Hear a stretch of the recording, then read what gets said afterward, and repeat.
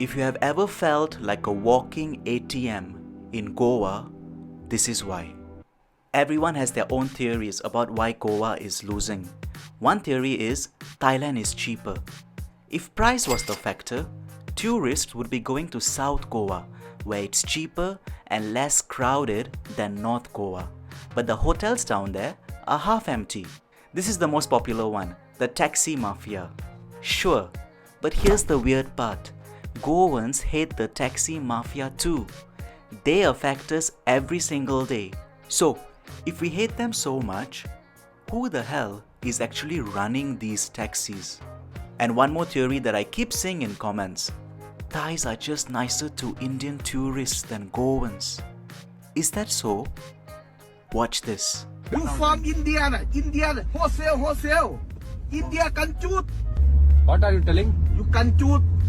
Kanchuta. Kanchut.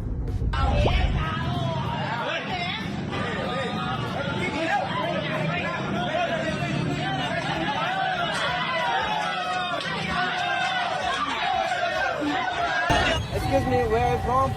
I'm from Vietnam. Where you from? I'm from India. Where are you going? So, if it's not the price, not the taxis, and not the friendliness, then what exactly went wrong here? A few months ago, I walked into a beach shack in Kalangut. The guy running it was yelling at a Russian tourist about the bill. I said something to him in Konkani, that's our local language. He just stared at me, blank face, so I switched to Hindi and I asked him, "Aap kahan se hai re?" He replied, "Delhi se hoon और मैं ये शैक 2 साल के लिए चला रहा हूँ." I thought, okay, maybe it's just this one place. So I started asking around. But same story everywhere. Shacks, taxis, restaurants, guest houses, none of them run by Goans.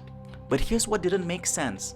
I started looking up business registrations, shack licenses, taxi permits, Goan names everywhere. On paper, all the businesses were owned by Goans. So how the hell are people who are not from Goa running businesses that Goans legally own? That's when I knew I had to figure out what this system actually was.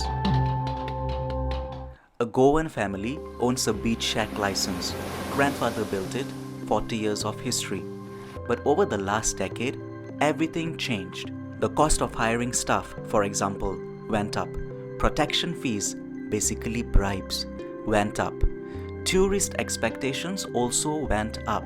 They want tier 1 city-level service, fast, efficient, 24/7. We can't keep up anymore. So what do? We sublet. Now, you might be thinking, okay, people from other states took over Goan businesses because Goans couldn't keep up. That's just capitalism, right? Look, in Thailand, the government decided early on that Thainess is the product they're selling. So they created laws to make sure locals retain ownership. Now, some of you might be thinking, okay, but Thailand's businesses in Pattaya or Phuket are probably run by Thais from Bangkok or Chiang Mai. So what's the actual difference? Here's the difference. Thailand is relatively, culturally speaking, homogeneous. A Thai from Bangkok running a beach shack in Pattaya, they still know how to make pad thai the way it's supposed to be made. The vibe doesn't fundamentally change. But India is not one culture. Goa is nothing like Delhi, nothing like Bombay, nothing like Bangalore. If tourists just wanted beautiful beaches, they'd go to Kerala. You could remake Dil Chahta Hai with a Kerala backdrop and no one would even notice the difference in scenery. But they don't go to Kerala, they come to Goa. Why? They come to Goa for something very specific. For the Goan way of life. A tourist from Delhi used to come to Goa to escape the Delhi hustle, to experience something completely different. But now, a guy from Delhi comes to Anjuna beach, orders fish curry rice, and gets served by another guy from Delhi. Where's Goa in that transaction? We have this word in Goa, Susegad. Most people think it just means chill or laid back. It doesn't. It means containment or satisfaction.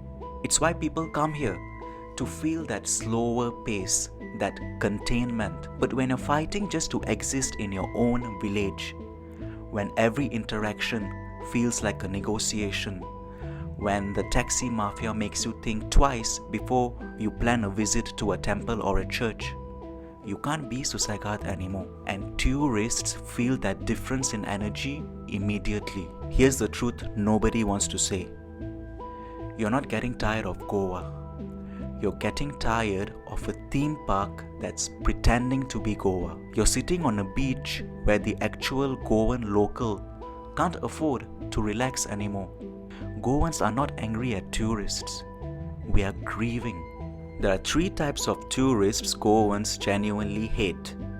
I've covered it in my previous video titled Why Goans Hate This Kind of Tourism.